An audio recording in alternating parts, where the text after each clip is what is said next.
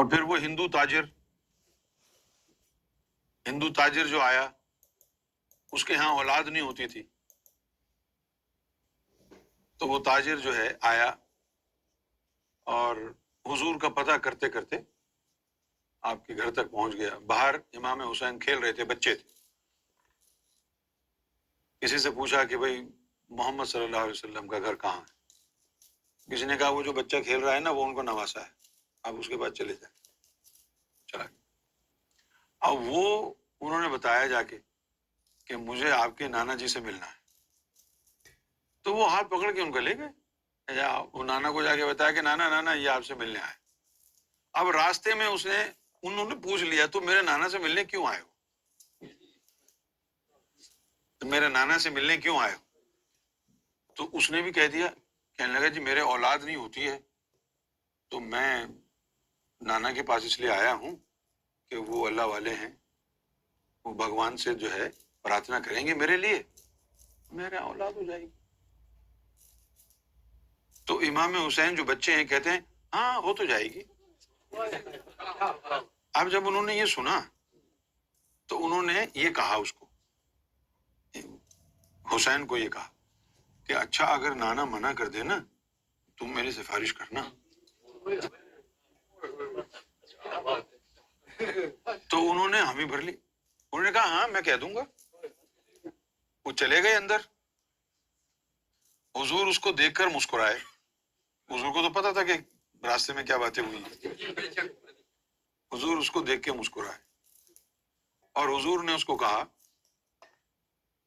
کہ اللہ نے جبریل بھیجا ہے اور کہا ہے کہ حسین یہ کہتا ہے کہ اس ہندو کو 10 بچے دے دو۔ حسین یہ کہتا ہے۔ اب خوش ہو گیا، حضور نے اس کے سر پر ہاتھ پھیرا۔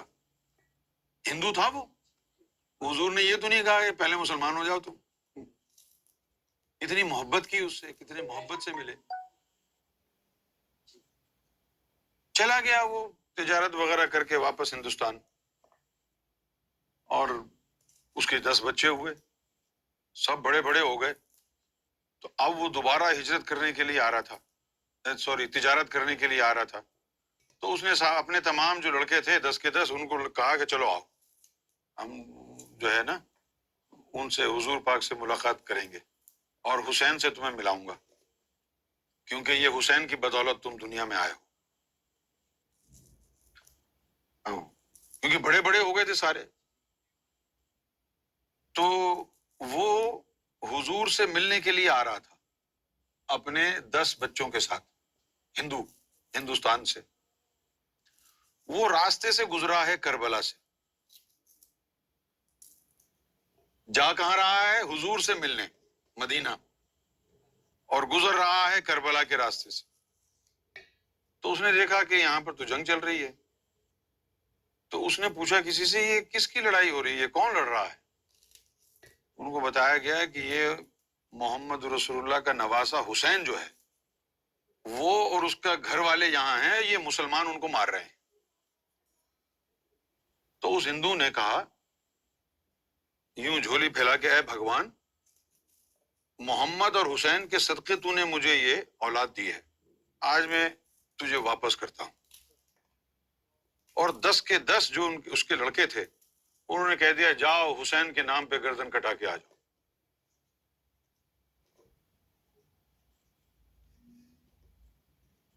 اب آپ مجھے بتائیں مذہب اور دین کہاں رہ گیا؟ تو کہہ دو کہ حسین دین سے بڑے ہیں۔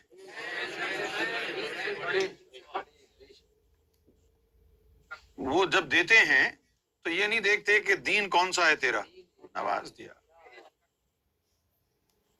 یہ شان ہے۔